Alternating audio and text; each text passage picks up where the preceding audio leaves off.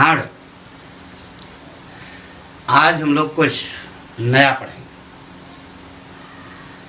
एक part poetry हमने पढ़ लिया, करेक्टर ऑफ हैप्पी लाइफ।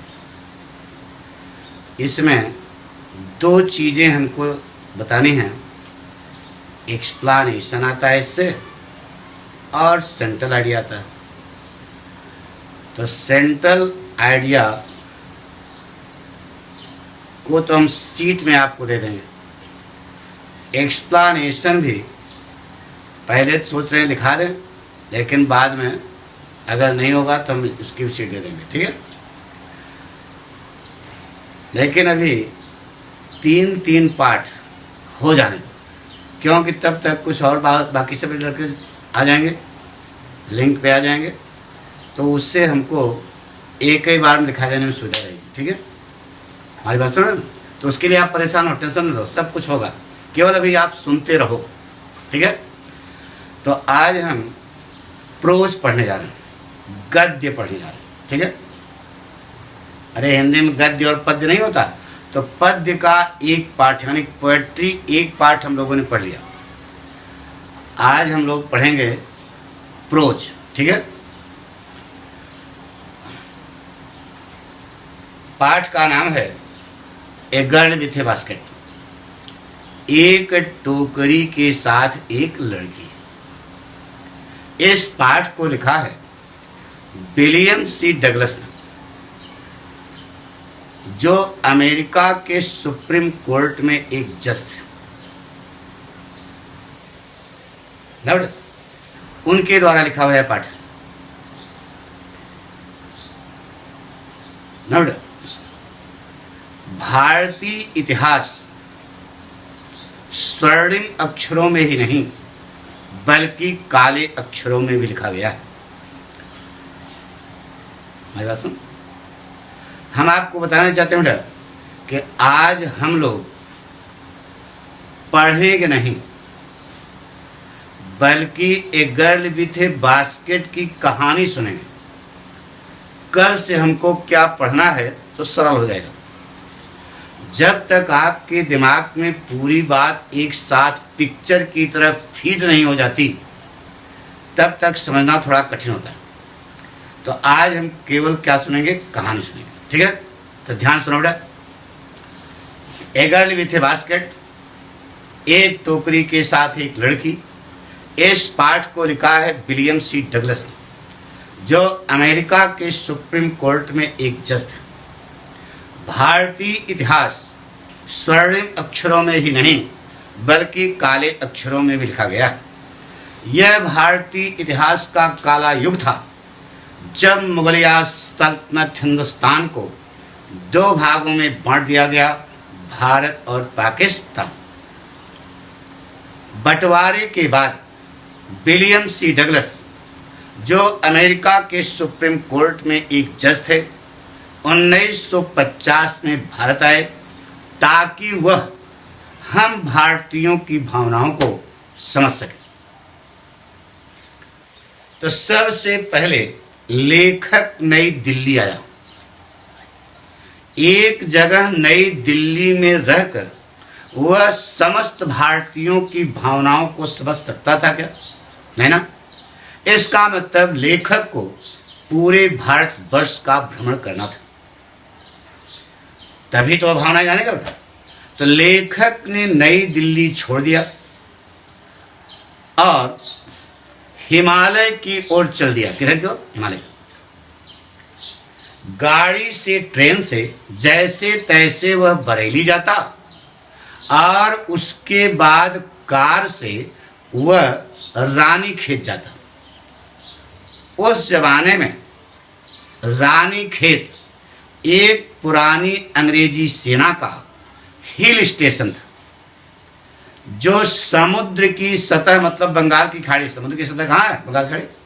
जो समुद्र की सतह से 6000 फीट की ऊंचाई पर स्थित है, जिसके ठीक सामने रानीखेत के ठीक सामने 120 मील का एरिया बर्फ से ढका हुआ है, जिसे हम लोग हिमालय कहते हैं।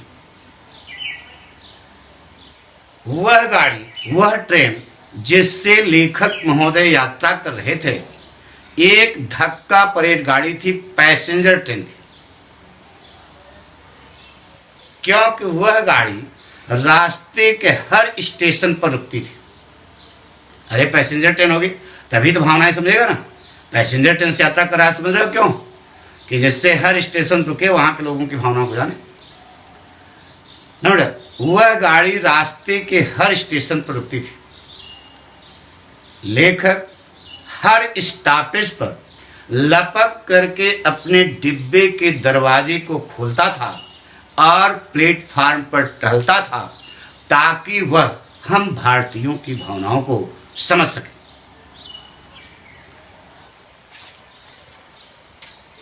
आपको यह पाठ सिखाता है बेटा कि कहीं टूर वगैरह पे जाओ तो लौट के आओ तो अपनी बात को अपने दोस्त यार से कैसे कहोगे, यह सीख दी गई।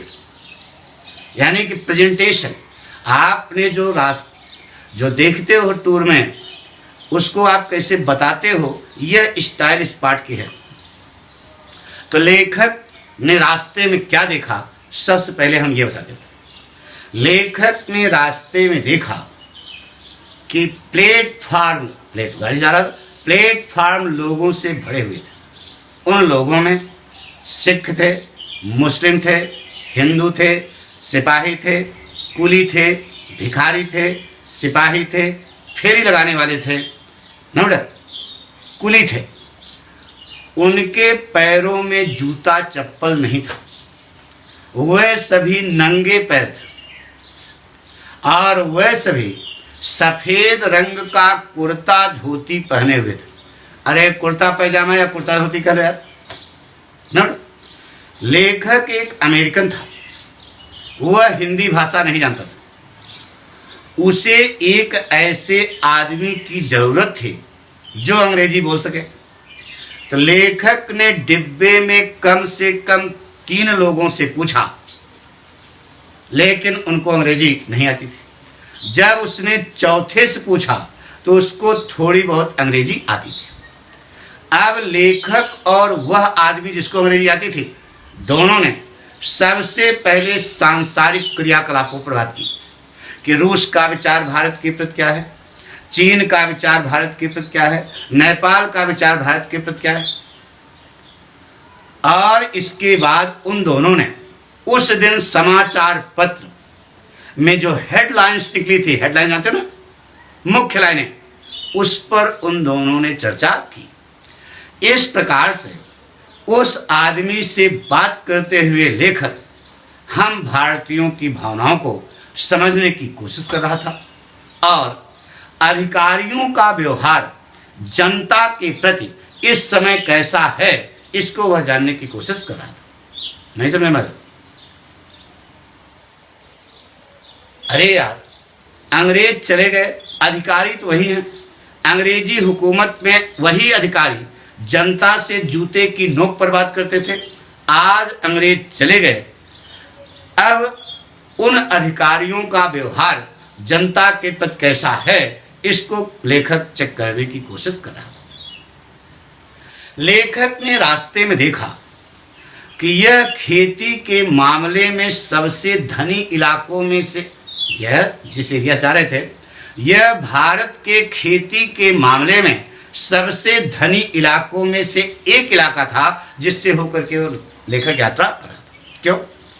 क्योंकि यह गंगा नदी का ऊपरी मैदानी भाग था।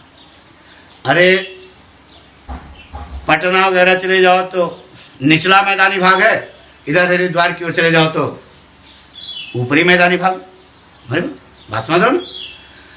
यह गंगा नदी का ऊपरी मैदानी भाग था जो समुद्र की सतह से 1000 फीट की ऊंचाई पर स्थित है, लेकिन उष्णकटिबंधीय क्षेत्र है। अब एक लड़का खड़ा हुआ, उसने कहा गुरुजी लंठ हो क्या? हमने कहा है।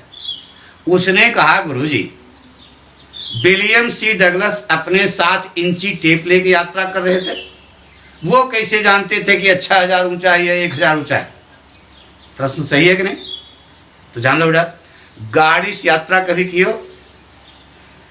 यहीं कानपुर सेंट्रल पे गाड़ी से उतरो तो देखोगे कि दोनों तरफ पीले रंग का एक बोर्ड लगा रहता है, उस पर लिखा रहता है कानपुर सेंट्रल।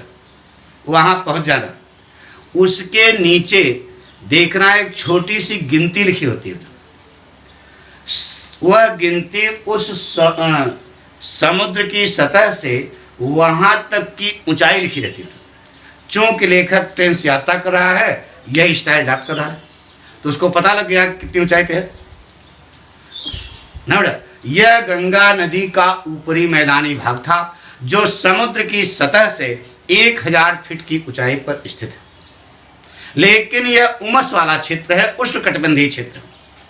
लेखक ने रास्ते में देखा कि गंगा का बालू भूरे रंग का था। संयोग से उन दिनों गंगा नदी में बाढ़ आई हुई थी और गंगा नदी के बाढ़ का पानी चावल की हजारों एकड़ फसल को सींच रहा था। यानी चावल की खेती वही बरसात और सात का सीजन रहा होगा ना बेटा, हमारी बात समझ रहे ना। जब लेखक ने रेलवे लाइन के उत्तरी दिशा की ओर अपनी निगाहों को फेंका, अरे फेंका मतलब देखा, नहीं निकाल, आंखें निकाल फेंक नहीं दिया, देखा, तो उसे पता लगा कि उत्तर की ओर जंगल थे। उन जंगलों में घास थी। उस घास की ऊंचाई आदमी के खोपड़ी से कम नहीं थी। जहां देखो वहां घास ही घास दिखाई देती थी। घास का सिलसिला कहीं टूटता नहीं था। घास का सिलसिला केवल वहां टूटता था जहां पर पेड़ों के क्या थे, झुरमुट थे। जैसा कि हम जानते हैं कि पेड़ों के झुरमुट के नीचे लंबी घास नहीं उगती।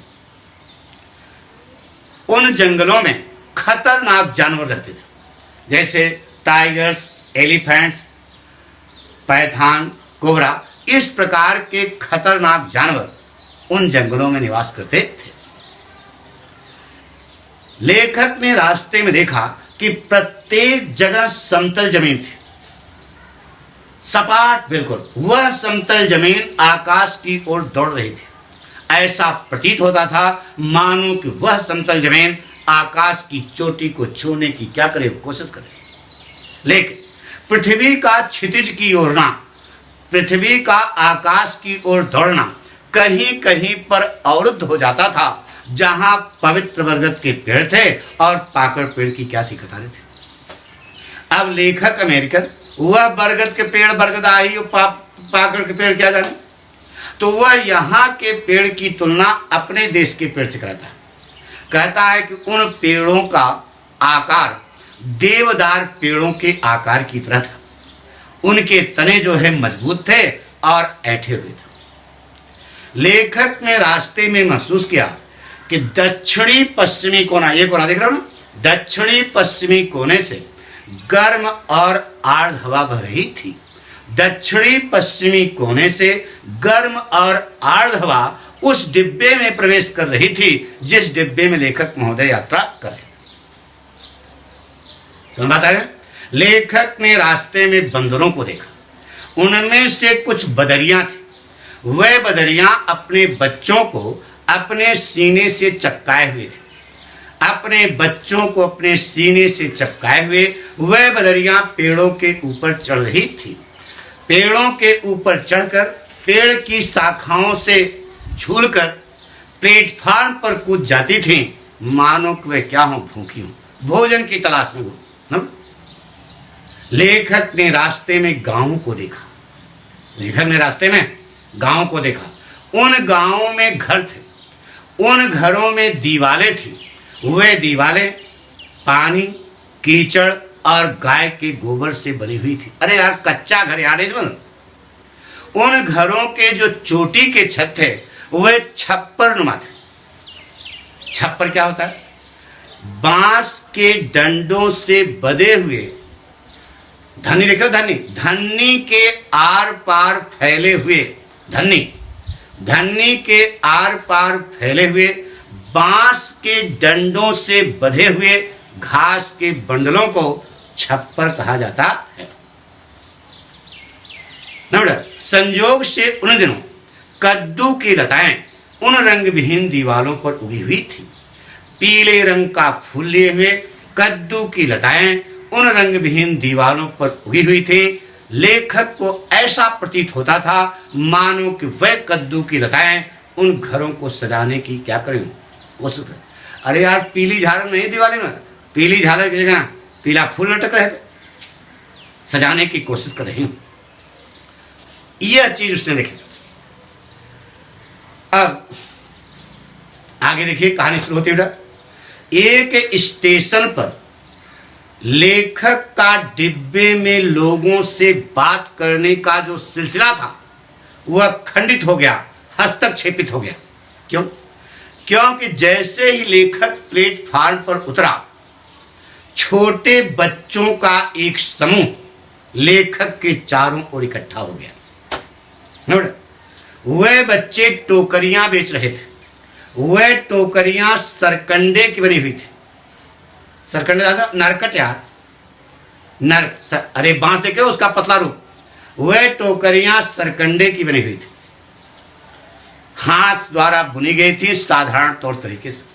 तो अपनी टोकरियों को अपने हाथ में ऊपर लिए हुए, अपनी टोकरियों को अपने हाथ में ऊपर लिए हुए वह बच्चे अपने शब्दों को चिल्ला रहे थे।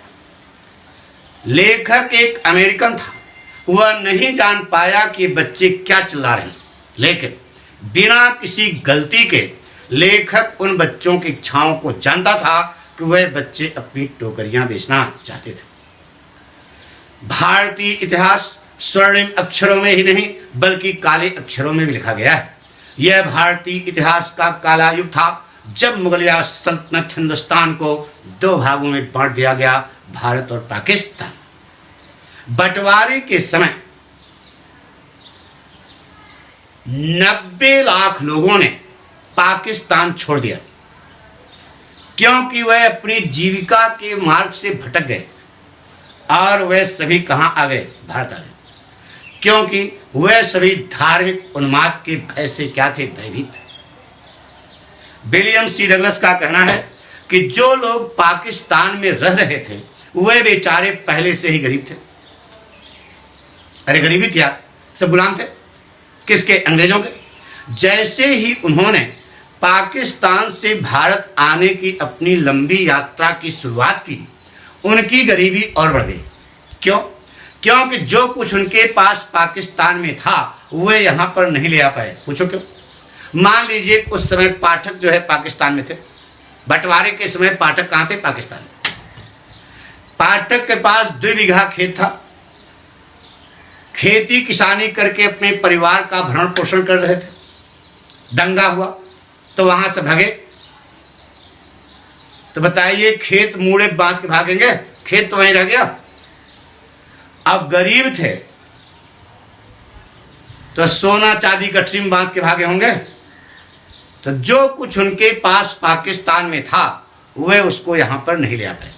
वे अपने साथ थोड़ा सा भोजन, अरे वही अरेठा परेठा यार, सितुआ तुआ गठरी बांध के चले।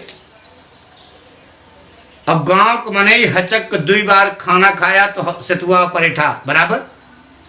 तो भोजन समाप्त होने के बाद जब उन्होंने फिर से भारत आने की अपनी लंबी यात्रा की शुरुआत की तो वह भूख की कमजोरी के कारण सड़क के बगल में गिरने लगे और जहां कहीं गिरे वहीं चले गए भैरव भाई, यानी वहीं मर गए।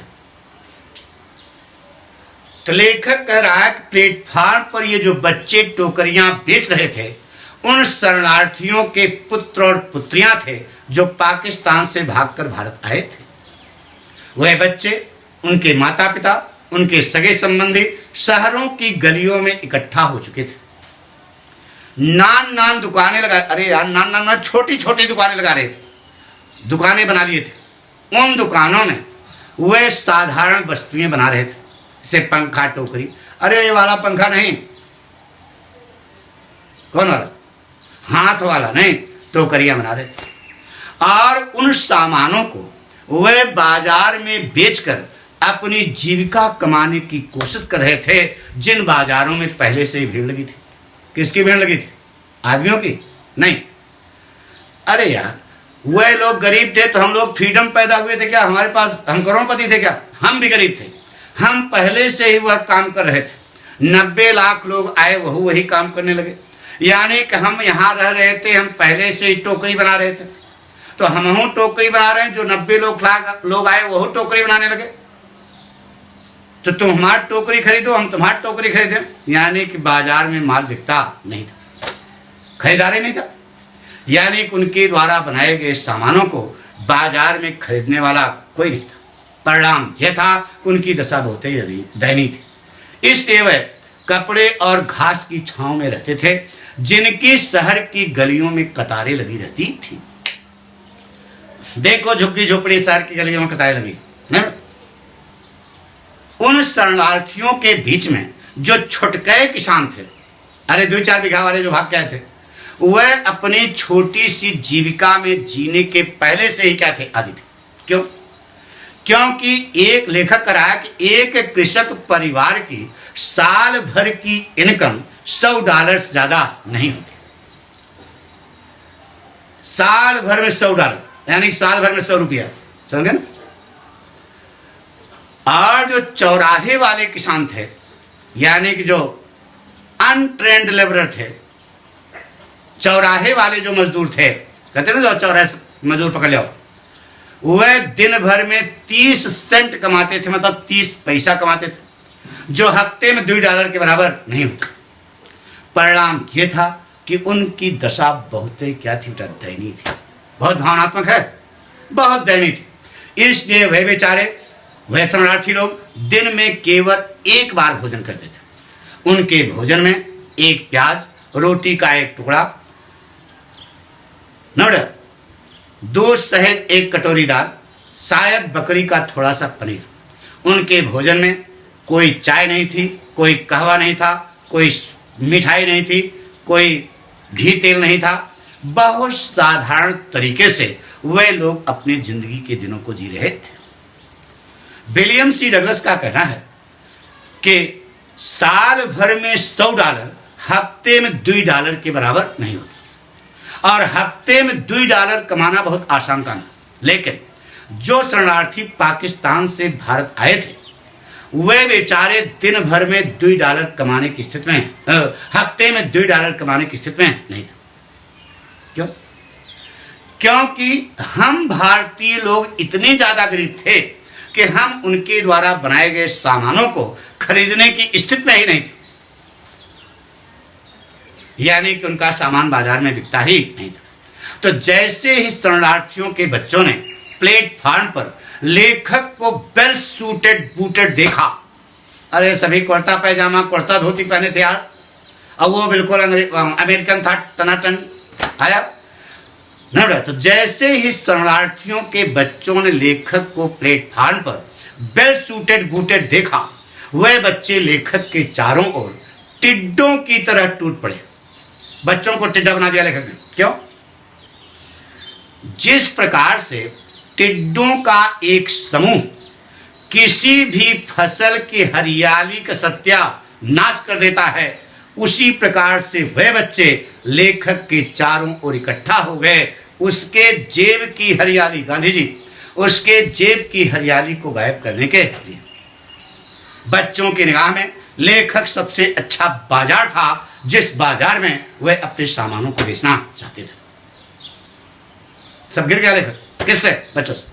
तो शरणार्थियों के बच्चों से घिरा हुआ लेखक प्लेटफार्म पर, शरणार्थियों के बच्चों से घिरा हुआ लेखक उनसे बहुत सारे सामान खरीदने के लिए बाध्य हो गए। लेखक ने एक छोटी टोकरी खरीदी, एक फलों वाली टोकरी खरीदी, एक कूड़ेदानी खरीदी, एक सिलाई करने वाली टोकरी खरीदी, कुछ पंखे भी खरीद लिए। लेकिन अभी पंखे वही है ना, हाथ वाले। लेकिन अभी लेखक ने 50 सेंट से ज्यादा पैसा खर्च नहीं किया था। यानी 50 सेंट से कम पैसा खर्च करके लेखक उन शरणार्थियों के बच्चों से बहुत सारे सामान खरीद लिया। लेखक की बाहें भरी हुई थी। लेखक के पास दूसरी टोकरी खरीदने की जगह नहीं थी। लेखक की बाहें भरी हुई थी। फिर भी बच्चे अपने नारों को चिल्लाते हुए, अपने शब्दों को चिल्लाते हुए, बाबूजी 2 आने में 1, 4 आने में 5, अपने शब्दों को चिल्लाते हुए लेखक के चारों ओर भीड़ बढ़ा रहे थे। प्लेटफॉर्म पर लेखक के चारों ओर भीड़ बढ़ा रहे थे। शरणार्थियों के बच्चों से घिरा हुआ लेखक प्लेटफॉर्म पर एक कैदी के समान था जो एक कदम आगे चलने की स्थिति में नहीं था। उसी समय एक घटना घटित हो गई।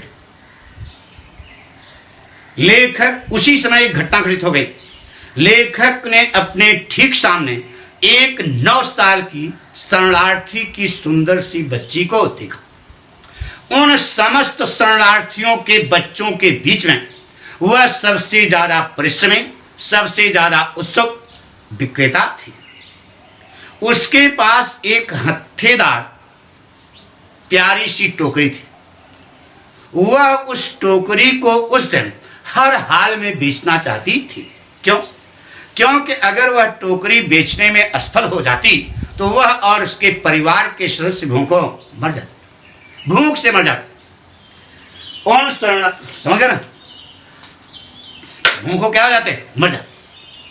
वह अपनी टोकरी को 1.5 रुपए में अथवा 30 सेंट में बेचना चाहती थी।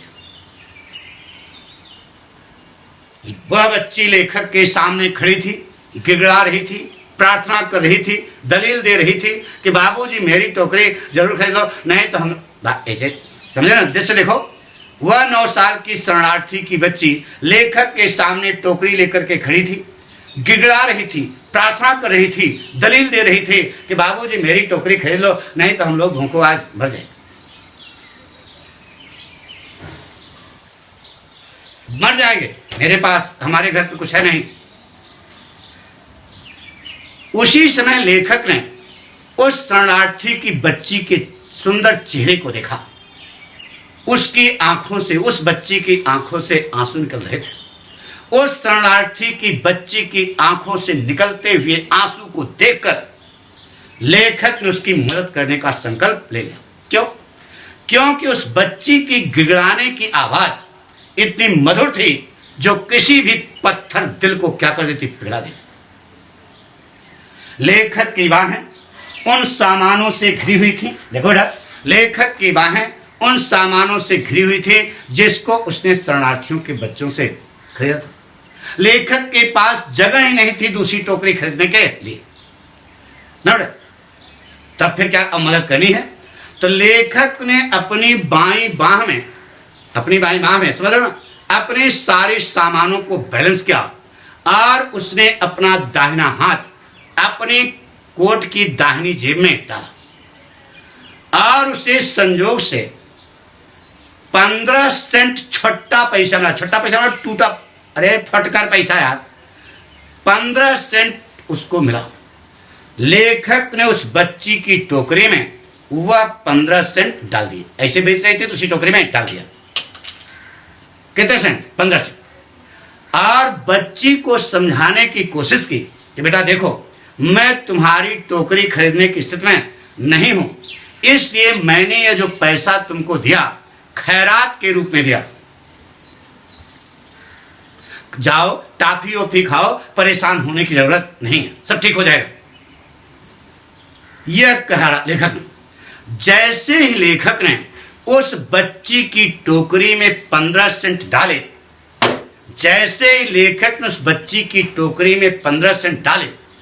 लेखक ने महसूस किया कि उससे अपराध हो गया। क्योंकि वह 9 साल की शरणार्थी की बच्ची लेखक के द्वारा दिए गए खैरात को स्वीकार करने के लिए तैयार नहीं थी। यद्यपि वह फटहा कपड़ा पहने थी, भूखमरी के कगार पर खड़ी थी, फिर भी उस 9 साल की शरणार्थी की बच्ची ने लेखक के खैरात को अस्वीकार कर दिया। उसने एक महान भारतीय महिला की तरह उसने अपनी ठुड्डी को उठाया, टोकरी में झांका और एक महान भारतीय महिला की तरह उसने टोकरी से पैसा बाहर निकाला और लेखक के चेहरे पर फेंक दिया। उसने गूंगी आवाज में लेखक को सावधान किया कि साहब, मैं यहां पर भीख नहीं मांग रही हूं, टोकरी बेच रही हूं, खरीदना हो तो खरीदो, नहीं घंटाघर देखो, यानी जाओ यहां से। अब लेखक के सामने उस बच्ची की मदद करने के लिए कोई रास्ता नहीं था। क्यों? क्योंकि वह खैरात स्वीकार करने के लिए तैयार थी नहीं और इनके पास दूसरी टोकरी खरीदने की जगह नहीं थी। एक रास्ता था, लेखक ने उस बच्ची की टोकरी को 30 सेंट में खरीद लिया। उस शरणार्थी की बच्ची के इस महान कार्य ने लेखक के दिल को जीत लिया। अब मदद करने के लिए केवल एक रास्ता था, क्या? टोकरी खरीदना। तो लेखक ने उस बच्ची की टोकरी को 30 सेंट में क्या कर लिया? खरीद लिया। लेखक के हाथों अपनी टोकरी को 30 सेंट में बेचने के बाद उस 9 साल की शरणार्थी की बच्ची ने अपनी आंखों से निकलते हुए आंसू पोंछे, दांत दिखाया यानी हंसी मुस्कुराई और प्लेटफार्म के नीचे उतर गई और वहां गई जहां उसकी झोपड़ी थी। लेखक अपना अनुभव बता रहा है कि उस रात उस झोपड़ी में चाहे कुछ रहा हो या न रहा हो, लेकिन कम से कम 30 सेंट थे, क्योंकि लेखक ने भी जेब से दिया था। उस शरणार्थी की बच्ची के इस कार्य से लेखक इतना ज्यादा प्रभावित हुआ कि उस समय के प्रधानमंत्री पंडित जवाहरलाल नेहरू को लेखक ने यह कहानी सुनाई और बताया कि यही कारण है कि हे पंडित जी, मैं भारत से प्रेम करने लगा। अपनी यात्रा के दौरान, भारत की अपनी यात्रा के दौरान लेखक भारत में रहने वाले हर प्रकार के इंसान से मिला, चाहे वह ऊंचे ऊंचे आफसों में काम करने वाला अधिकारी हो, चाहे गांव में काम करने वाला क्या हो, किसान। हर कैटेगरी, हर प्रकार के आदमी से लेखक मिला और उसे पता लगा कि वह सभी अपनी भारतीयता पर गर्व करते थे, वह सभी अपनी नागरिकता पर गर्व करते थे, वह सभी स्वतंत्रता की बलवेदी पर अपने प्राणों तक को न्यौछावर करने के लिए क्या थे? तैयार थे। क्यों पढ़ाया जा रहा? इंडिया बेचने के लिए नहीं। तुम्हें देश के नेता बनोगे, तुम्हें देश के अधिकारी बनोगे, तुम्हें यादव सिंह बनोगे, तुम्हें लालू प्रसाद यादव बनोगे, तुम्हें जयललिता बनोगे। हमारी बात सुनो ना, यह पढ़ाया जा रहा बेटा। वह सभी अब स्वतंत्रता की बलवेदी पर अपने प्राणों तक को न्यौछावर करने के लिए तैयार थे, जान देने के लिए तैयार थे ना। वह सभी स्वतंत्रता की सुरक्षा के लिए मर मिटने को क्या थे? तैयार। उन समस्त भारतीयों के बीच में एक 9 साल की शरणार्थी की बच्ची थी जिसने लेखक के हृदय को क्या कर लिया? जीत लिया। यद्यप वह मलिन बस्ती में पैदा हुई थी, गंदगी में पैदा हुई थी, गरीबी में पैदा हुई थी, फिर भी उस 9 साल की शरणार्थी की बच्ची ने लेखक के कोमल हृदय को छू दिया। यद्यप वह अशिक्षित थी, अनपढ़ थी, नहीं जानती थी कि एक जज से कैसे बात की जाती है, फिर भी उस 9 साल की शरणार्थी की बच्ची ने लेखक के कोमल हृदय को क्या कर लिया? छू लिया, प्रभावित किया। और लेखक ने उस 9 साल की शरणार्थी की बच्ची में भारत माता की जीती जागती तस्वीर को देखा। उसे ऐसा लगा मानो कि साक्षात भारत माता मेरे सामने खड़ी हो, जो मेरे चेहरे पर कंटाप मार रही हो कि तुम्हारी दाल यहां पर गलने वाली नहीं। कुछ समझ नहीं आया क्या कहा? अच्छा बताओ, विलियम सी डगलस भारत आए, भारत और पाकिस्तान का बंटवारा हुआ था, तो भारत घूमे होंगे, पाकिस्तान नहीं घूमे होंगे, स्वाभाविक है वहां भी गए होंगे। यहां के लड़कों ने उनकी खैरात स्वीकार नहीं की, आज भी नहीं करता है, गर्व से कहो कि हम भारतीय हैं। लेकिन पाकिस्तान वाले बच्चों ने लेखक के द्वारा दी गई खैरात को क्या कर लिया था? स्वीकार कर लिया था। आज भी पाकिस्तान किसके भरोसे है?